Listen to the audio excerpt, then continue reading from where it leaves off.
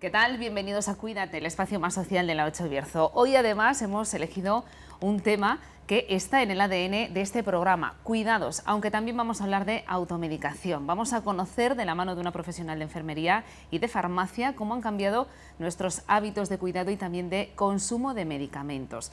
Pero la primera parte del programa la vamos a dedicar a los cuidados porque no debemos olvidar que todos nacemos totalmente vulnerables y que esa vulnerabilidad nos acompaña prácticamente durante toda nuestra vida. Unos cuidados que son además en muchos casos invisibles, que desarrollan familiares de forma gratuita y precaria y que son desarrollados principalmente por mujeres, como ya hemos hablado en otros espacios de este programa. En fin, de todo ello vamos a hablar durante los próximos 50 minutos y lo vamos a hacer con las personas que ya me acompañan en el plató en esta jornada. A mi derecha tenemos a la concejala de Mayores del Ayuntamiento de Ponferrada y de Participación Ciudadana, María Luisa Varela, bienvenida. Y a mi izquierda tenemos a una enfermera que ya repite en este programa, son muchos sus conocimientos y nosotros intentamos trasladárselos también a través de este Cuídate. Encina Castro, bienvenida también. Muchísimas gracias y encantada. Bueno, ya hemos hablado de cuidados en este programa porque son fundamentales, hay muchos puntos de vista para abordar, no solo de la persona que es cuidada, también el cuidador, esa persona que está detrás, que como yo decía, por la estructura social y económica de nuestro país, en muchos casos es un cuidado que ejerce un familiar, que lo hace casi de forma invisible, sin recibir una remuneración a cambio, con una carga que en muchos casos sobrelleva a una persona, sobre todo, ¿no? Es un poco el perfil del cuidador y de ahí que luego surjan los problemas que tienen estas personas. Pues sí, y además suele ser, incluso en familias grandes, suele recaer el cuidado siempre en la misma persona. Y la otra fórmula es el repartirnos a la persona que tenemos que cuidar por tiempos. Situación que es bastante difícil porque si estamos hablando de una persona dependiente que además tiene un deterioro cognitivo, el hecho de cambiarle de domicilio pues cada mes tampoco redunda en beneficio para esa persona. Entonces, al final es una sola persona la que se suele encargar siempre del cuidado del mayor. Una sola persona con la carga que eso conlleva, ¿no? María Luisa, tú lo sabes además por experiencia personal. Pues sí, efectivamente, es una carga ya no solamente física, es psíquica, porque llega un momento en que no solamente ves que esa persona dependiente necesita de ti, sino que adquieres como una especie de dependencia tú también a esas personas. Y es difícil de llevar, a veces simplemente el poder hablar aunque no se encargue el familiar o otra persona, no te alivie en esa ayuda, solamente preguntarte cómo estás, necesitas algo, por supuesto vas a decir que no o sí, alguna necesidad puntual, pero que casi siempre te vas a cargar tú con esa responsabilidad, pero necesitas también poder hablarlo y expresar lo que sientes, porque sientes mucha frustración muchas veces, porque piensas que va a haber avances, no los hay, es todo lo contrario. Entonces tienes que ir jugando con el cuidado y al mismo tiempo ir asumiendo ese deterioro poco a poco, de ver que esa persona no es la persona que era y te entristece. Necesitas siempre tener alguien, un hombro en el que de vez en cuando echar una lloradita, decir, ay, no puedo más, pero bueno, al final se puede, porque somos así de luchadoras las mujeres, y casi siempre son las mujeres las que tienen que sobrellevar esta carga. Bueno, vamos a ver cómo ha ido cambiando la sociedad, es la primera que ha cambiado, cada vez vivimos más y eso hace que tengamos más papeletas o más posibilidades de convertirnos en personas dependientes y eso implica también que el cuidador, el perfil del cuidador ha cambiado. Antes eran muchos hijos que cuidaban de padres, pero ahora cada vez hay más matrimonios o parejas, ¿no?, que se tienen que cuidar el uno a la otra o la otra al uno. El perfil ha cambiado desde el punto de vista que antes el mayor formaba parte del núcleo familiar y normalmente siempre era un hijo el que se quedaba en casa de los padres a vivir allí y era algo como muy normal darle una continuidad a esa convivencia. Se acompañaba más al abuelo, pero además estaba dentro de su zona y no se le movilizaba. Estaba en su casa, en su habitación, con sus muebles, con sus cosas, y en el momento que la mujer hemos salido al mercado laboral, pues, y los pisos son más pequeños, las casas son más pequeñas, ya no hay cabida para esos núcleos familiares tan grandes, pues ha cambiado, y ha cambiado pues notablemente.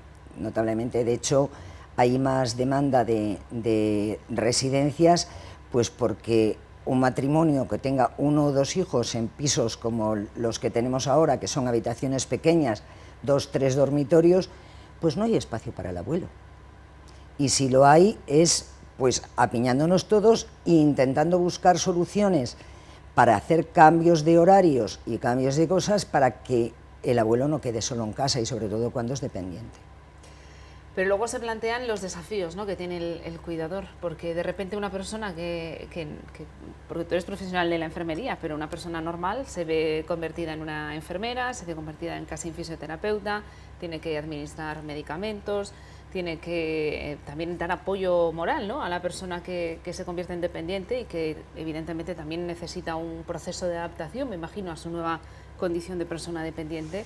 Son muchos, ¿no?, los desafíos que enfrenta un cuidador. Son muchos, y nosotros desde la enfermería y sobre todo desde el centro de salud lo que intentamos es cuidar no solamente del paciente, sino cuidar también del familiar.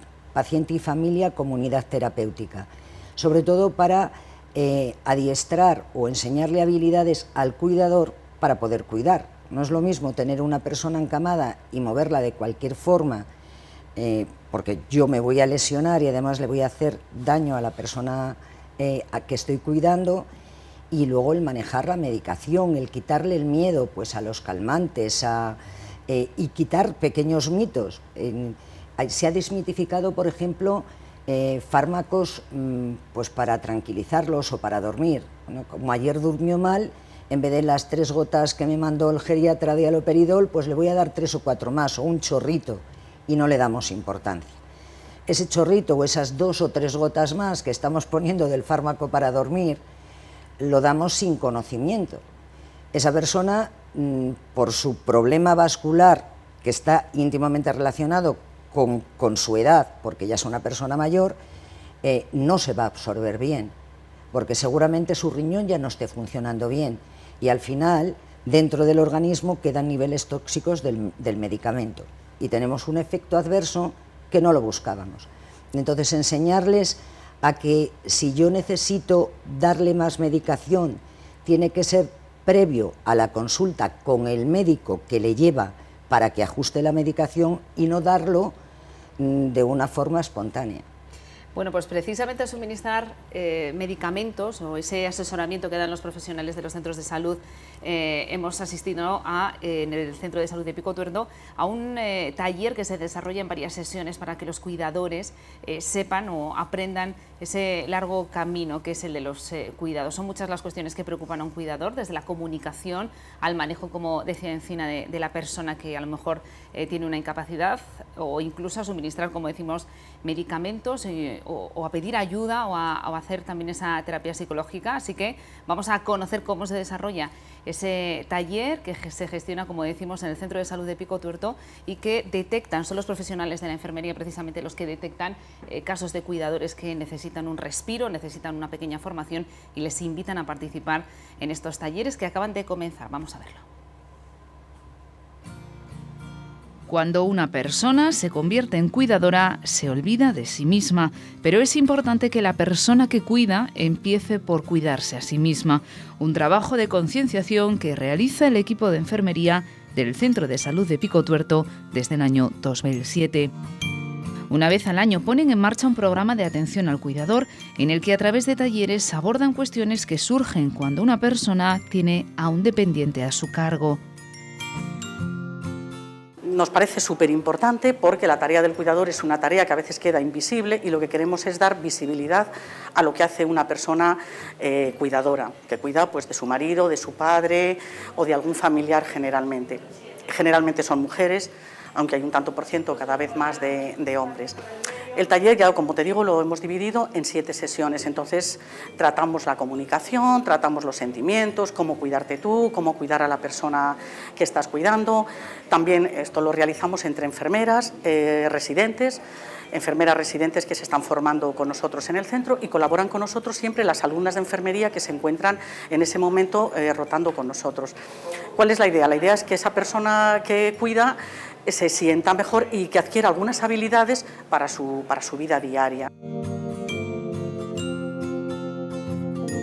Al otro lado, escuchan con atención los cuidadores, mayormente mujeres, agradecidos a iniciativas como esta, que salen en su auxilio y les enseñan algo muy importante. Ni son los únicos, ni están solos. Como nos han dicho en otras sesiones, a un cuidador solo lo entiende otro cuidador. Entonces, el hecho de estar aquí un grupo de personas, de 14, 15 personas, que estaban más o menos hoy, y se relacionen unas con otras, tienen una forma de vida, unos problemas muy semejantes. Entonces, se sienten identificados y unos con otros se ayudan. Y esa es la idea, un poco de ayuda, la autoayuda dentro del grupo. Es el caso de Manoli y Loli. Las dos cuidan de sus maridos. He venido con la intención de poder sacar algo positivo para que los cuidados hacia mi esposo sean lo mejor posible para él y para mí. Porque todo el que cuida necesita él mismo unos cuidados, porque si no te cuidas tú primero, imposible cuidar a la otra persona. Aquí estoy aprendiendo, hay que tener mucha paciencia.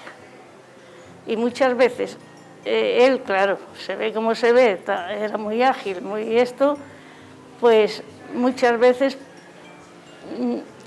dice cualquier cosa y al momento se da cuenta y dice, ¿pero qué te ha tocado? Dije, no, nos ha tocado a los dos.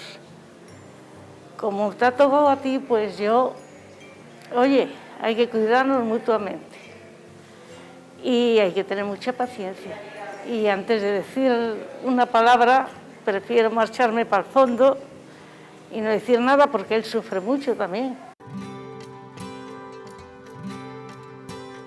Por eso estos talleres abordan la parte práctica, por ejemplo, cómo movilizar a un dependiente, pero no olvidan la psicológica. Aquí se aprende a comunicarse mejor, a cuidar de la propia salud, a sentirse mejor e incluso se aborda el duelo o la despedida. ¿Qué intentamos desde el principio? Pues que se presenten, que digan quiénes son, a quién cuidan, desde cuándo. Y también les preguntamos qué pretenden, qué esperan de este curso. Entonces, hoy hemos tratado concretamente el tema de la comunicación, importantísimo, cómo comunicarte con la persona que cuidas y con el familiar, que a veces se generan muchos problemas. Entonces, eso es lo que os digo. El primer día salían con un concepto claro: importante quererte y cuidarte para poder cuidar a los demás. Si tú no te quieres y no te cuidas, es muy difícil que puedas querer a alguien. Hoy un poco el concepto era la importancia de cómo comunicarse. Entonces, en el taller, como os he dicho, estamos enfermeros, los enfermeros residentes, que son enfermeros, que se están especializando en familia, y alumnos. Quiero decir, personal de enfermería que sobre todo tratamos con los cuidados. Y eso es lo que nos preocupa. Nos preocupa también, otro día trataremos de las emociones. Todas las emociones son muy legítimas. El sentirse bien, mal, pues eso, incluso desear la muerte del familiar es muy legítimo y es algo que nos puede pasar. Vamos a trabajar también con eso, cómo me voy a cuidar. Como decíamos antes, vamos a estar en contacto con una ortopedia que nos va a dejar determinadas, pues yo qué sé, un bastón, cómo abrochar un botón, porque la idea es que esa persona dependiente sea independiente el mayor tiempo posible. Y está en nosotros, como enfermeros, enseñárselo a la persona que cuida para que esa persona que cuida lo trabaje con la persona cuidada.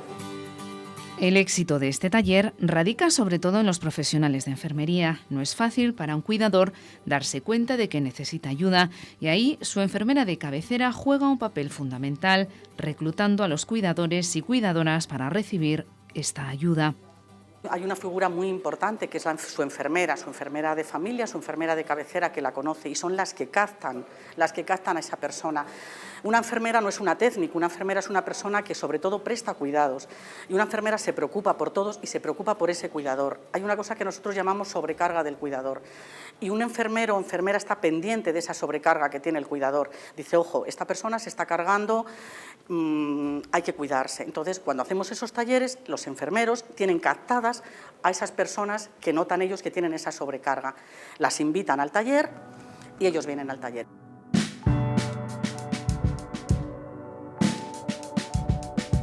Yo llevo dependiente un año. Hasta la fecha aún se defendía bastante él. Pero en el año, bueno, pues al final he tenido que coger a alguien porque estoy trabajando, estoy en jornada partida, trabajo por las tardes, y porque soy autónoma y bueno, me ayuda mi hermana que nos complementamos. Pero bueno, es difícil. Lo que pasa es que tienes que ser racional y tienes que ver la vida, como planteártelo, que tienes que hacer frente a todo lo que te va generando día a día. Yo los 2 años primeros que pasó, adelgacé 10 kilos. Hasta mentalizarme, querían que fuera al psicólogo, por mí misma fui saliendo y me he mentalizado. Y luego, pues oye, yo ayudas muchísimas, porque voy a decir que no. Y él, vamos a cualquier lado, donde va él voy yo. Bueno, hasta hace 2 años aún íbamos, somos socios de la Obrera, aún íbamos, él se sentaba, aún íbamos bailando un poquitín y hasta con las hijas, pero es que las hijas no las dejan. Y la mayor, la pequeña, esa viene para acá, para allá, claro, hasta le hace la rehabilitación. Hombre, todo lo que se pueda venir es productivo. Yo para mí, hay que aprende siempre algo.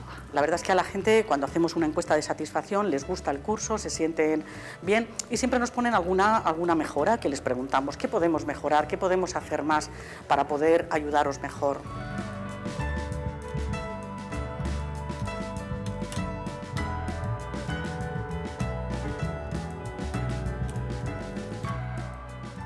Un cuidador acaba convertido en enfermero, psicólogo y fisioterapeuta, aunque prepararse para todo ello no es fácil.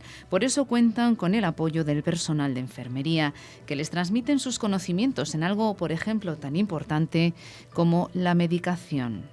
Los enfermeros de familia solemos revisar la medicación de todos los usuarios. Ellos vienen, incluso les mandamos traer los cartones y las cajas para ver qué toman.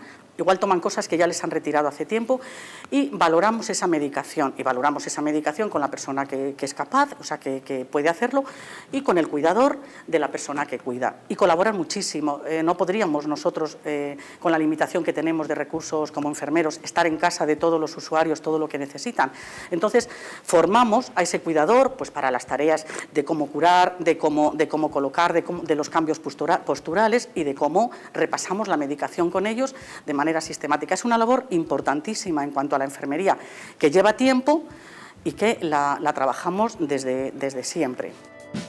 Un personal de enfermería que también les recuerda que tienen que cuidarse y dejarse cuidar. Solo así podrán hacer frente a uno de los retos más importantes de su vida.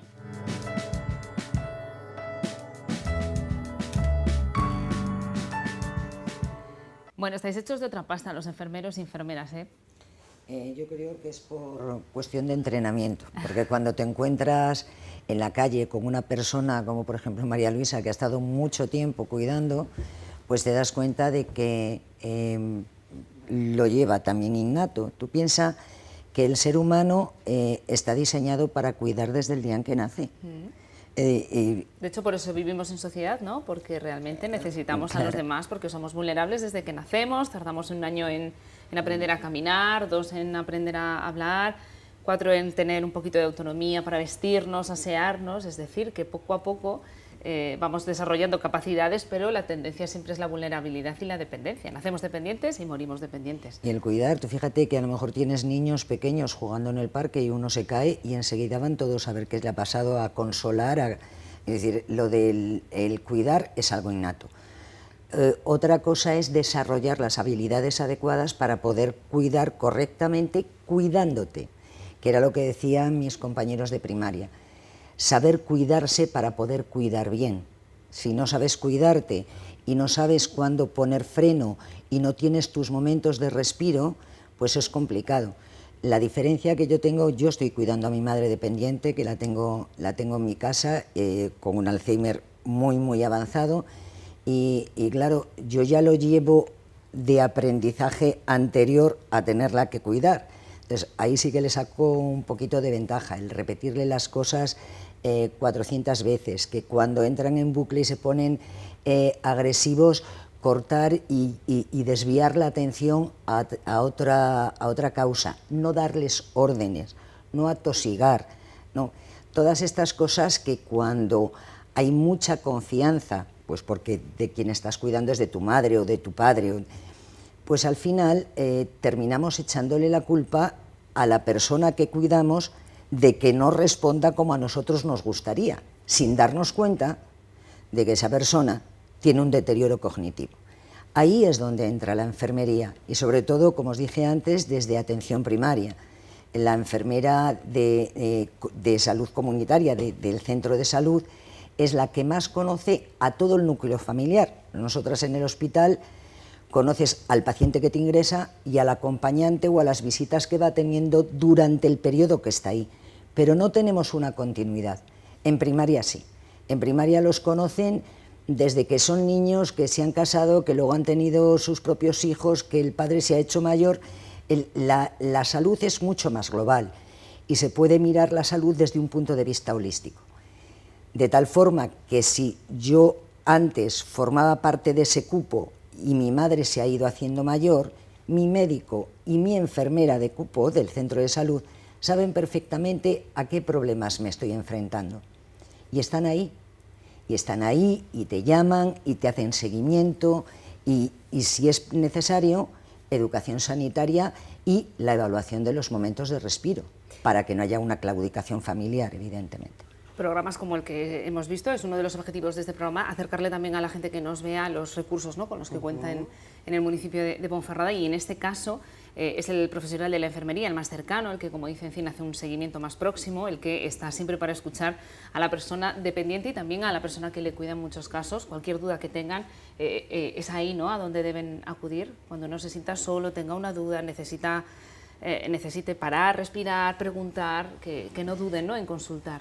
Efectivamente, y además es tremendamente importante porque cuando yo estoy cuidando, si yo no tengo los resultados que yo he planificado, que es recuperar a mi padre o a mi madre, me siento frustrado y demando muchísima más atención porque lo que quiero es un remedio que solucione el problema. Desde la consulta de primaria, la enfermera, sobre todo la enfermera, les hace entender la importancia que tiene el aceptar la situación de esa persona, que en realidad es un paciente paliativo. Es decir, todos los tratamientos que le estamos poniendo son tratamientos que van a tener que consumir para mantener la salud un poco a raya, pero que no le va a resolver ninguno de los problemas que tiene. Un diabético va a seguir siendo diabético, un hipertenso va a seguir siendo hipertenso. Si tiene un síndrome de malabsorción, va a seguir con el síndrome de malabsorción.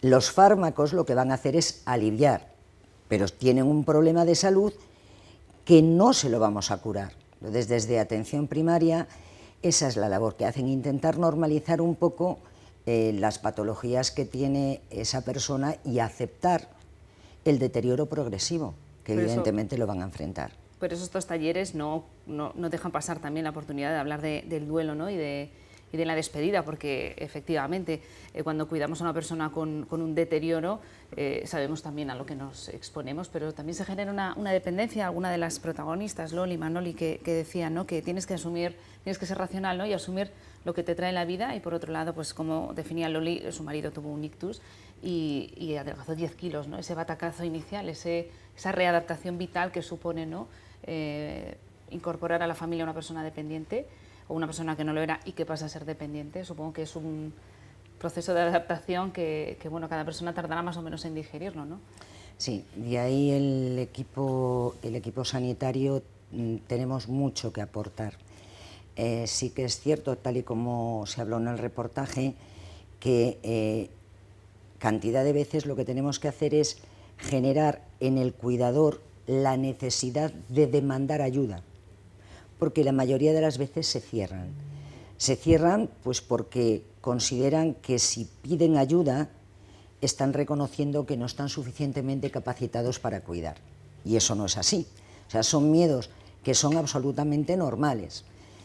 Es bueno pedir ayuda porque la información que nosotros tenemos, aparte de a nivel profesional, es de todo lo que hemos aprendido de una trayectoria enorme y larguísima de cotejar con otros pacientes y con otras familias que han pasado por lo mismo antes. Bueno, y aquí en una de esas variables de la persona que dice no quiero pedir ayuda porque igual tiene que no estoy preparada para cuidar, irrumpe lo que se conoce técnicamente como síndrome del hijo de Bilbao, que vamos a explicar después de una pequeña pausa para la publicidad, muy cortita. Volvemos, seguimos hablando de cuidados y vamos también a aprovechar este programa para hablar de otra cuestión que está sobre la mesa, sobre si nos automedicamos y si hemos cambiado nuestros hábitos de consumo de medicamentos a lo largo de los años. Enseguida lo vemos después de la pausa.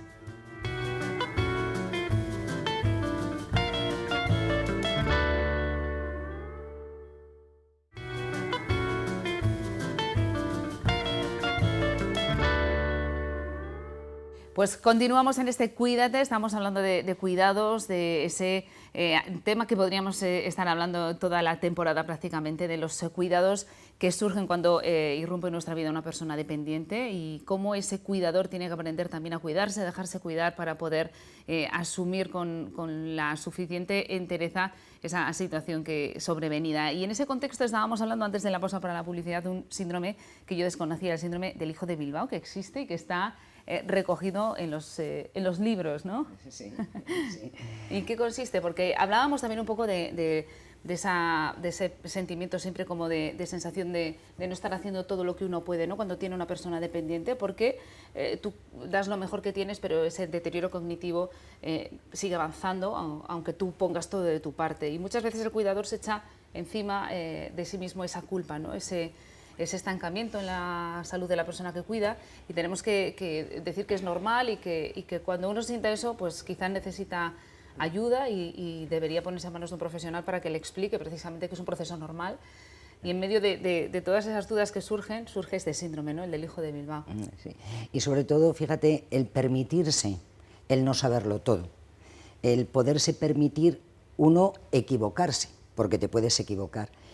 Cuando hay varios hijos y viven fuera del sitio donde está viviendo la persona dependiente, el cuidador principal, que suele ser un familiar allegado, siempre trabaja bajo presión por si le está dando los cuidados adecuados y también por si podrá tener la aprobación del resto de la gente que está fuera. No solo eso, sino que además cuando el que está fuera vuelve y ve el deterioro que ha sufrido esa persona dependiente durante el tiempo que él ha estado ausente, culpabiliza al cuidador principal de que si no se ha dado cuenta de lo mal que está. De hecho, nosotros en el hospital es muy curioso el aumento que hay de ingresos en periodos vacacionales. Eso no quiere decir que los abuelos o las personas dependientes se pongan peor cuando viene la familia, ¿por qué no? Sino que el hijo de Bilbao, que es el hijo que está fuera y que se percata del deterioro que ha sufrido durante ese tiempo, automáticamente demanda atención para que le den la solución cuanto antes y para que mejoren o curen a su padre, que no deja de ser, como dijimos antes, un paciente paliativo. Y los llevan al hospital y les preguntas qué es lo que tiene. Es que yo no lo veo bien, es que ha perdido peso, pero ¿desde hace cuánto? Pues es que es desde la última vez y demandan muchísima más atención. Es curiosísimo. Así luego se pueden marchar y recuperar su vida, ¿no? Claro, y van y seguirán diciéndote qué es lo que tienes que hacer. No es que tenías que hacer esto, no es que tenías que... No le compres una silla de ruedas, no hace falta esto... dándote una serie de consejos que te sobran, desde luego que te sobran, porque no es decir, mira, ¿en qué te puedo ayudar? No, Pues muchas familias que hayan pasado por ello, pues que sepan que existe, que es un síndrome que está tipificado en los libros, que se llama el del hijo de Bilbao, que es Bilbao por Porque es el de fuera. Por azar, porque sí. está así. Podía haber sido el hijo de Barcelona Que viva o una el hijo ciudad de Madrid. maravillosa. Sí. O el hijo de Ponferrada. Bueno, pues en la parte de los cuidados que estamos viendo, hablamos de medicación.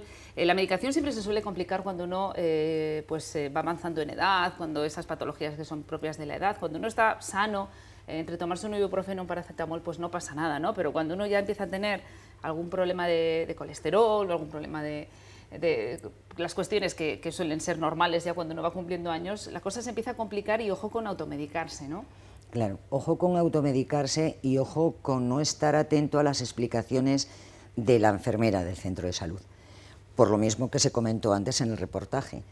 Es decir, hay veces que el médico te ha cambiado el tratamiento o te ha anulado algún tratamiento y tú sigues consumiéndolo. Es decir, fíjate qué malo estoy que tomo 11 pastillas. Otro, no, pues yo estoy peor que tomo 16. O sea, se mide el estado de gravedad por las pastillas que uno consume, cuando en realidad no es muchas veces imprescindible tantísima medicación. Muchas veces con hábitos higiénico-alimentarios en condiciones se resuelven muchos de los problemas. De hecho, por ejemplo, los diabéticos. Si cuidaran un poquito más el ejercicio, la alimentación, tal, pues posiblemente no necesitarían ni tantas dosis de insulina o incluso los antidiabéticos orales. O el tomar la pastilla, la de los nervios, la de dormir y la de la ansiedad, que son medicamentos que son muy similares y que muchas veces interaccionan entre ellos, con lo cual se están sobremedicando de una forma brutal. Y sí que es cierto que a medida que hemos ido desarrollando nuestra sociedad, el que tiene un catarro ya no lo pasa en casa con un poquito de leche caliente y con miel y tapándose para sudar, no. Ahora queremos la pastilla para resolver el problema en 24 horas a ser posible. Y entonces es una sociedad que es de consumo y de remedio inmediato. Yo necesito el remedio ya y me tengo que poner bien. Y otra de las cosas que argumentan es, ¿y qué quieres que haga? ¿Cómo le voy a dejar yo morir? Pues a lo mejor es lo que tienes que hacer. Es decir, el mantener con vida a alguien contra viento y marea, cuando ni te conoce, cuando para tomar la medicación es un auténtico sufrimiento, cuando o lo tienes dormido todo el santo día en la cama, no sé, creo que el cuidado tiene que ir enfocado a buscar las medidas de confort de la persona a la que cuidamos y a no sobrecargarnos, es decir, tomarte tus ratitos de tranquilidad y de desconexión para poder luego seguir cuidando. Bueno, lo cierto es que todos nos automedicamos, ¿no? Pues sí. A lo largo con del año frecuencia. nos tomamos algo sin consultar con nadie, porque por nuestro propio conocimiento adquirido, y que no es menos cierto que el botiquín de nuestra casa ha cambiado en los últimos años, quizá por lo que decía Encina. Como teníamos todo muy a mano, han restringido determinados medicamentos que ya no se pueden consumir sin una receta médica, ¿no? Sí que te lo prescriba el médico. Así que hemos ido a la farmacia Rodríguez Tato, a la farmacia Bierzo, para que nos digan cómo ha cambiado precisamente el botiquín que tenemos los españoles en casa y sobre todo cuáles son los medicamentos que más autoconsumimos, que más nos automedicamos los bercianos todos los años. Así que vamos a tomar nota, porque también nos deja un mensaje muy importante, que hay que ser conscientes de que cuidarse supone un esfuerzo, pero tenemos que hacerlo. Hay que cuidar de nuestra salud con ejercicio, nutrición y, si hace falta, pues acudir a los profesionales de la salud. En los últimos 20 años hemos cambiado mucho como sociedad y no digamos desde que la pandemia sanitaria irrumpió en nuestra vida, pero hay cosas que no cambian. Nos gusta automedicarnos. Sí, realmente todos lo hacemos. ¿Quién no lo ha hecho alguna vez, automedicarse? Aunque lo cierto es que los botiquines de nuestros hogares sí que han cambiado y lo han hecho por muchas razones. Por un lado, por el mayor acceso a la información, pero también por las propias restricciones que impone el sistema de salud. ¿Quién no tenía hace 20 años un antibiótico en casa? Pues hoy, sin receta, es literalmente imposible. de la medicación que tenía, los botiquines que tenía cada persona en su casa hace 20-25 años a los que puede tener ahora, realmente nos automedicamos menos de lo que a lo mejor nos... O sea, te hablo de que, por ejemplo, hace 25 años todo el mundo tenía un antibiótico en su casa, cosa que ahora están súper restringidos y ya nadie tiene un antibiótico en stock en su casa, en su cajoncito de medicinas. Ahora sí que si hablamos, por ejemplo, de analgésicos, pues había analgésicos en casa, sigue habiendo muchísimos analgésicos en casa porque es la medicación que más se automedica y que posiblemente sea la familia de fármacos que más vendemos. Pero bueno, sí, y luego también, claro, sí que es verdad que quizá el acceso que todo el mundo tiene a todas las farmacias que hay en España, que todos tenemos una farmacia relativamente cerca, hace que la población sí que pueda venir a preguntarnos y se informe un poco, sobre todo, sepa un poco lo que tiene en casa. O sea, que sí, que nos automedicamos, pero lo hacemos mejor. Los medicamentos que consumimos son en buena medida estacionales, antigripales en invierno y antihistamínicos en primavera, por ejemplo, pero también están ligados a dolencias. Los más consumidos, los analgésicos, seguidos de las sustancias que nos ayudan a dormir y a relajarnos y de aquellos con los que buscamos atajar dolencias del aparato digestivo. El fármaco número 1 de autoconsumo es el dolor, los analgésicos, sí, sin dudarlo. Ibuprofenos, paracetamoles, la aspirina está muy en desuso, pero por supuesto sigue consumiendo algo. Y luego también el dextroprofeno o naproxeno, bueno, analgésicos. Es el fármaco número 1. Luego, pues en segundo lugar, pues hipnóticos, fármacos psicóticos, un poco para levantar el estado de ánimo y para dormir también, para dormir mejor, el número 2 para dormir mejor. Y a raíz también desde hace 2 años, pues quizá el aumento, o sea, el consumo de este tipo de fármacos también ha aumentado, tanto para dormir mejor, estar más relajada, más tranquila, como para estar más animado. Toda esa familia, esas 2 familias serían como el número 2. Y luego también, el número 3, también el digestivo, el aparato digestivo, tanto protectores de estómago tipo omeprazoles, como también laxantes también, o fibras también para el estreñimiento. Pero en los últimos años, especialmente por la pandemia, también ha crecido el consumo de suplementos que nos ayudan a cuidarnos de una forma saludable para adelantarnos a los problemas. Ha habido un punto de inflexión que es de hace 2 años, desde que empezó la pandemia, ahora. ¿Por qué? Pues porque también para la población el acceso al médico está más restringido, es por teléfono, entonces nosotros en la farmacia sí que hemos notado que nos preguntan muchísimo más por resolver patologías leves que nosotros normalmente derivamos siempre o la gran mayoría de las veces, a fitoterapia, o si vemos que es algo que se sale de nuestras competencias, pues por supuesto se deriva al médico, pero al estar más restringido el acceso a atención primaria, sobre todo por parte de los pacientes, pues también hay mucha más automedicación en ese aspecto, pero bueno. Y llegado a este punto nos preguntamos, ¿qué deberíamos tener en nuestro botiquín doméstico? Muy importante, probiótico. Aunque realmente muchas personas nunca hayan tomado un probiótico, cada vez su uso está más extendido y es más demandado por parte del consumidor. Cada vez se investiga más en el tema de probióticos y cada vez están los probióticos enfocados para cada patología. O sea, hay probióticos incluso para demencia, hay probióticos para acné, hay probióticos para todo tipo de patologías, no solo para una gastroenteritis o una infección vaginal, ¿vale? Entonces, un probiótico es un buen botiquín de casa. Luego, como analgésico, pues bueno, pues hombre, todos tenemos en casa, sí que es verdad, todos tenemos en casa un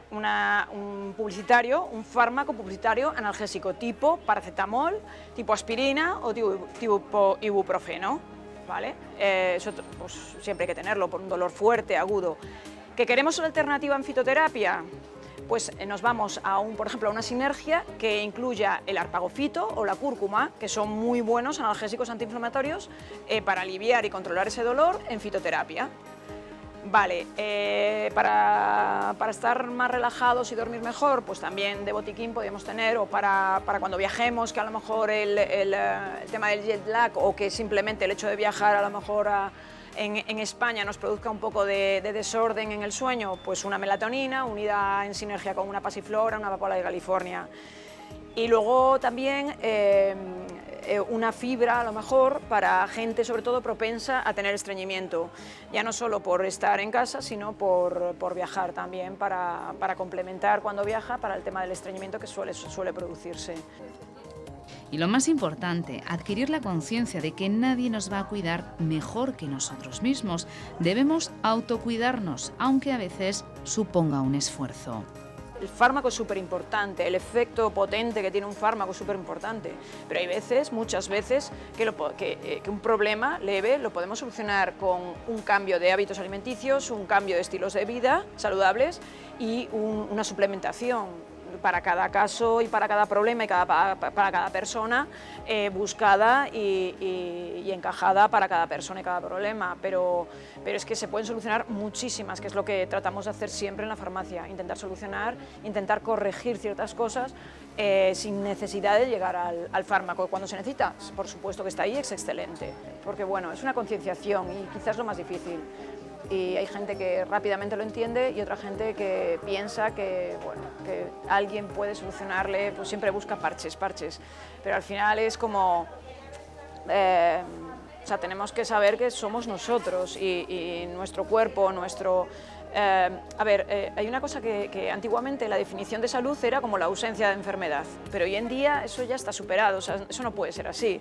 O sea, tienes que tener un equilibrio en tu salud física, que te la tienes que cuidar tú, en tu salud mental, que también tienes que trabajártela, y en tu salud social, o sea, en las relaciones con el resto de la gente. Entonces, todo esto depende de ti.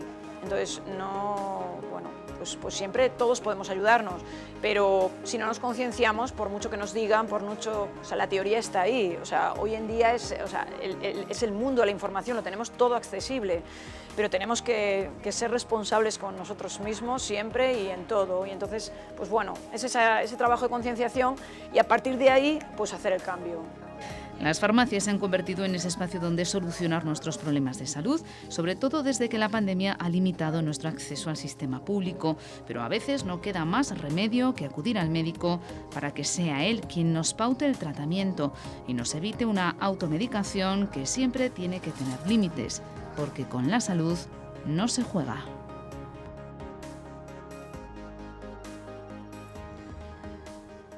Importantísimo lo que nos contaba Marta de la farmacia El Bierzo. Volvemos a lo mismo, la importancia del autocuidado, incluso en lo que ingerimos y cómo afrontamos los problemas de salud que tenemos. Decían los abuelos que somos lo que comemos.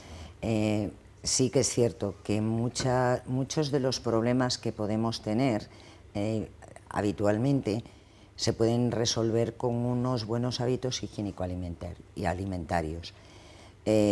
Todos sabemos qué comida nos hace daño, que cuando nos pegamos una gran comilona estoy luego con la barriga y con dolor de estómago no sé cuánto tiempo. Entonces, porque no va al médico porque le quita el vino. No voy al médico porque me va a quitar el vino de la comida, entonces... No, es como si el médico te fuera a quitar algo. O como hacía mi padre, que cuando se tenía que hacer análisis, tenía cita para hacerse una analítica, 2 días antes no bebía vino.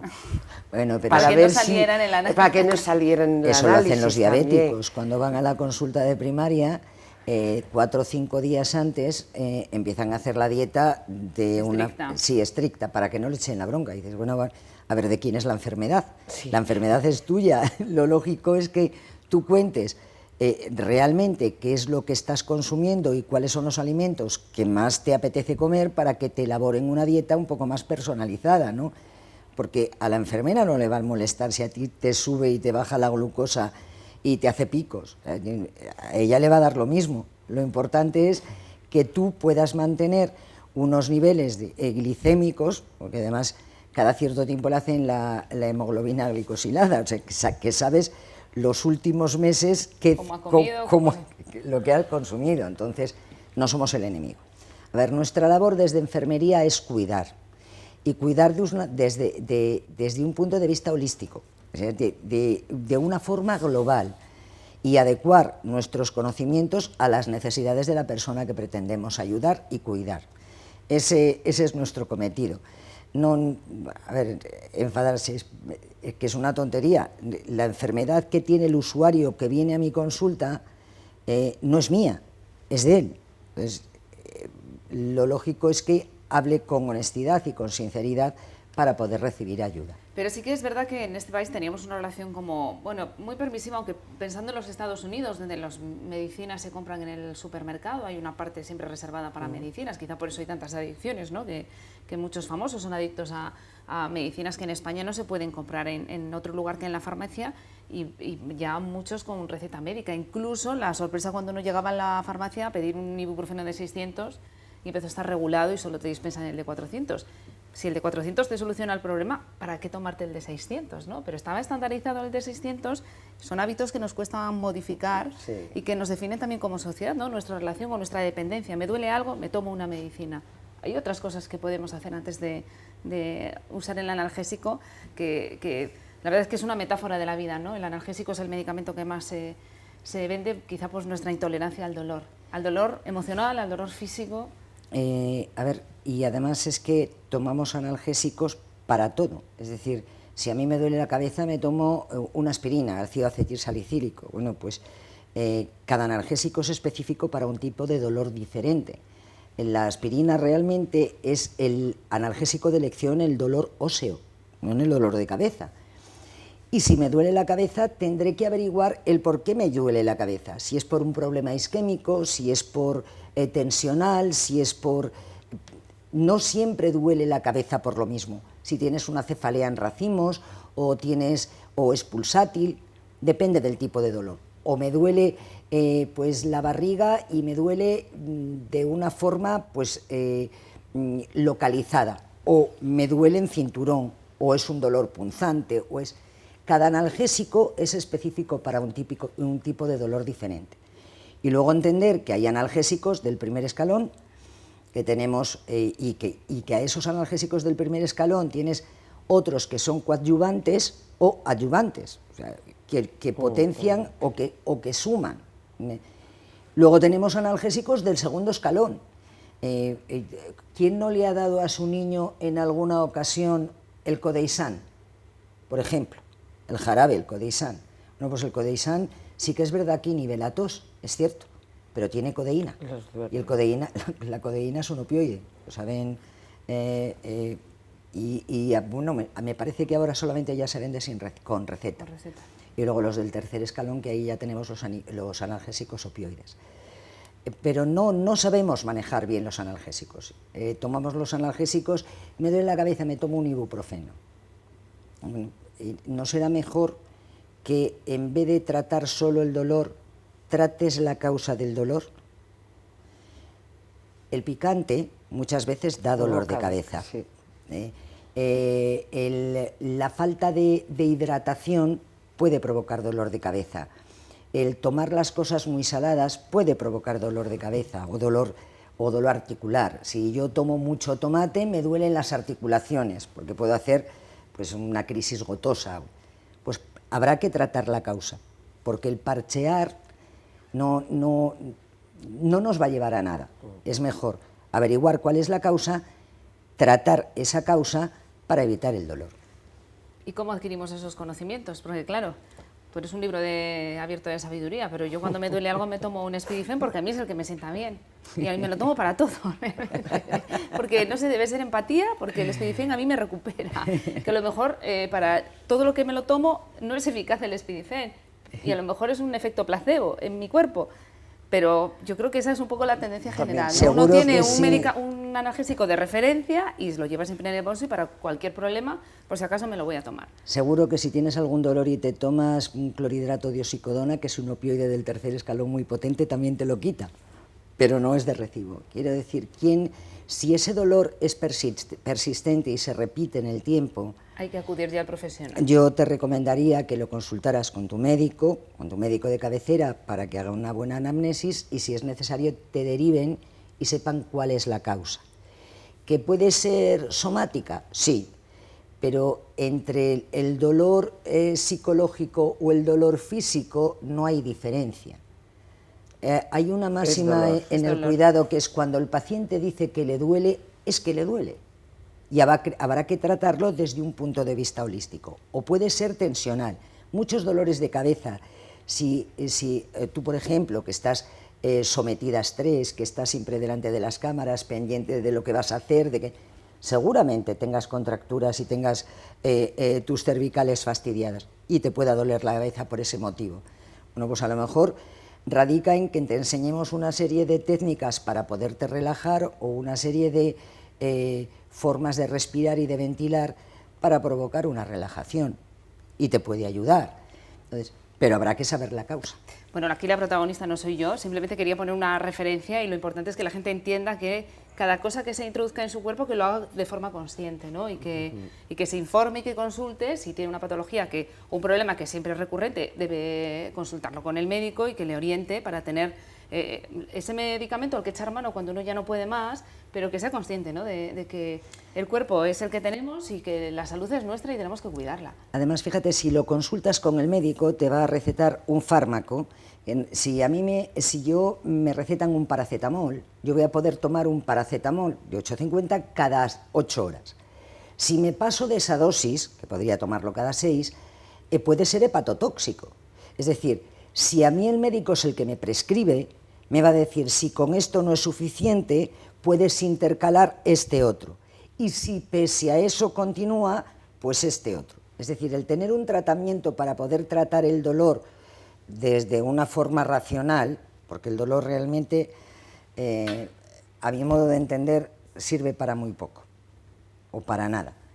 El dolor hay que tratarlo, pero que sea un profesional el que haga el estudio y que averigüe la causa y que te dé los fármacos que realmente tú necesitas para controlar ese dolor. Y luego, ¿cómo ha cambiado, ¿no? El botiquín que teníamos antes en casa, siempre un antibiótico, a mínimo dolor y malestar nos tomábamos un antibiótico y lo hacíamos siempre mal, y ahora la recomendación que nos hace la profesional de la farmacia, un probiótico, que realmente nuestro segundo cerebro es el intestino, ¿no? Y cómo debemos, para empezar a cuidar nuestra salud, empezar por el intestino. Marta es lo primero que dice, antibiótico, botiquín tipo, un probiótico. Claro. A ver, si en el intestino es donde se hace toda la absorción de nutrientes. Si el intestino funciona bien, tiene suficiente peristaltismo y su mucosa está íntegra, los nutrientes se van a absorber y van a ir al torrente circulatorio y van a cumplir su cometido. Si no hacemos una buena alimentación y no mantenemos bien la flora, al final vamos a enfermar. Por ejemplo, si tú tomas un antibiótico, uno de los que habitualmente se pone para todo, la amoxicilina con el ácido clavulánico. El nombre, decimos el genérico. El del agua mejor. y de mezclar. Sí, y lo tienes también en pastilla. Bueno, pues la mayoría de las veces que se toma un antibiótico se produce una diarrea. Es decir, ¿por qué? Porque muchos de los antibióticos lo que hacen es cargarse la flora intestinal. Entonces, ¿qué es bueno? Pues meter un probiótico o tomar 2 o 3 yogures naturales al día mientras estés con el tratamiento y prolongarlo 3 o 4 días después de haber finalizado el tratamiento. Es decir, la dieta es tremendamente importante, y los probióticos también. Los podemos comprar en la farmacia, los podemos comprar o incluso lo podemos consumir en casa, pues porque con kéfir, pues la bacteria con kéfir, la bacteria láctica de cualquier yogur.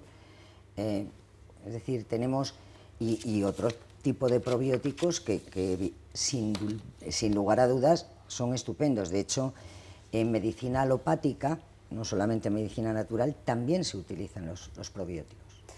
Madre mía, cuando nos tomábamos un antibiótico 3 días y no nos funcionaba y cortábamos porque no notábamos mejoría. Bueno, por fortuna esto ha cambiado, ha mejorado, pero sí que es muy importante que a la hora de consumir medicamentos, si se automedican, lo hagan conscientemente y ante la duda siempre consulten con los profesionales de la salud, con el médico, con la personal de enfermería que están para ayudarles. La verdad es que es un lujo escucharte, Encina, nos quedamos con la boca abierta, aprendemos muchísimo cada vez que vienes a este plató, así que gracias por asesorarnos tanto en este capítulo de hoy de cuidados y automedicación. Pero tenemos que despedirnos, ha sido un placer, te esperamos más veces, que seguro que lo harás. Gracias por estar con nosotros. Gracias y a ti, María Luisa, lo mismo. Gracias. Hasta el siguiente, cuídate. Siempre nos despedimos de la misma manera, pidiéndoles que tomen nota de los consejos que les dan estos profesionales que nos acompañan y que se cuiden mucho. Hasta el siguiente programa. Adiós.